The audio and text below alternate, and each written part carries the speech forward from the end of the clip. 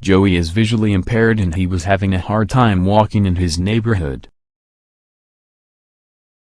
There were vending machines that took up the sidewalk, and it made it unsafe.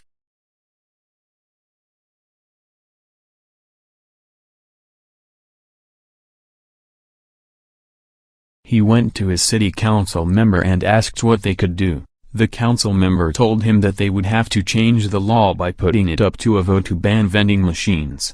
A few months before the vote, the council member told him that the law wasn't popular and that the vending machine company was paying to stop the law from passing. At first, Joey was dejected, but then he had a good idea.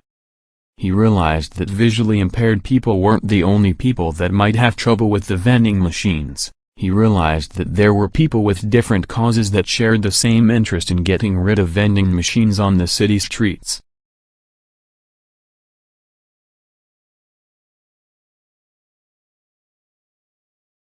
He formed a coalition with the hot dog vendors. He got the support of an activist group that focused on the rights of the physically disabled. They formed a coalition of interest groups called a voting bloc or a power bloc.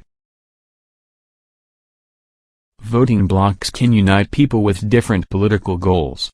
By pooling voting resources, voting blocs can win elections that single-cause interest groups can't win alone. Voting blocs are frequently the best choice for minority causes. They can bring together groups that might otherwise vote in opposition to one another. An excellent example is the voting bloc made up of environmental activist groups and hunters activist groups that unite to protect wildlife and enact conservation laws. Voting blocs also have the power to send messages to elected officials. Voting blocs can convey the desires of minority voters to representatives that might not listen otherwise. Voting blocs can represent minority voters outside of their own constituency.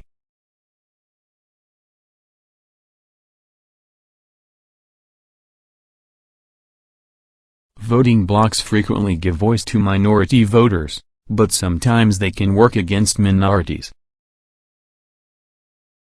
The problem is, voting blocs aren't limited to minority voting groups. When majority groups form voting blocs, they can lock down the political process.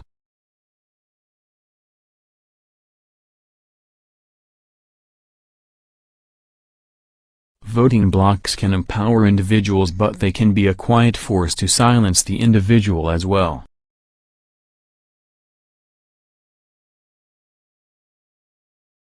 With the combined efforts of the voting bloc, Joey and the other voters were able to change the city and ban vending machines.